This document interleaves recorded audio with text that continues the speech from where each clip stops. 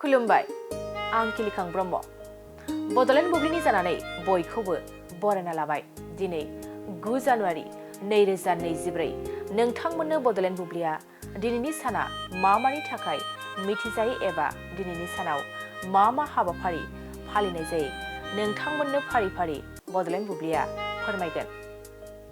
दिनैनि सानखौ एनआरआइ एबा थाग्रा नङै भारतारि एबा प्रवासी भारतीय दिवस महरै फालिनाय जायो। भारतनि जौगानायाव गुबुन हादरारि भारतारि सुबुं समाजनि बिहोमाखौ दिन्थिनो थाखाय बोसोरफ्रोमबो 9 जानुवारियाव बे सानखौ फालिनाय जायो।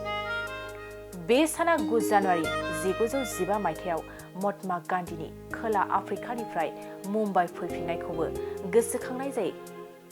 बेनि अनगायैबो दिनैनि सानावनो इन्टारनेशनेल करियोग्राफार्स डे आरो पोएट्री एट वर्क डे महरैबो फालिनाय जायो। नोंथांमोननो बडलेण्ड बुब्लिया दिनैनि सानाव मा हाबाफारिजों मिथिजायो आरो मा हाबाफारिखौ फालिनाय जायो फोरमायबाय। गोजोन्थों। क'क्राझार सहरनि साखाथि तितागुरियाव थानाय मानास पाब्लिक स्कुला 2024-25 सोलोंथाइ बोसोरनि गोदान मुं थिसननाया सोलिगासिनो।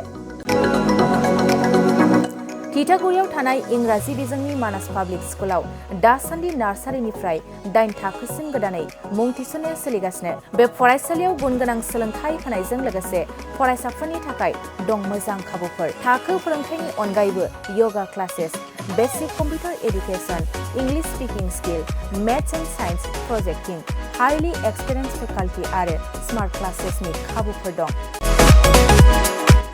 बेजों लोगोसेनो बे फरायसालियाव हौवासा आरो हिन्जावसानि थाखाय आलादा हस्टेलबो दं। गोसो गोनां बिजाथिफ्रा तितागुरिनि मानास पाब्लिक स्कुलाव मुं थिसनोब्ला नैबे जानबुं नम्बर 6000853288 6000489621 9101008849 कल खालामनानै सुलाद लानो हागोन।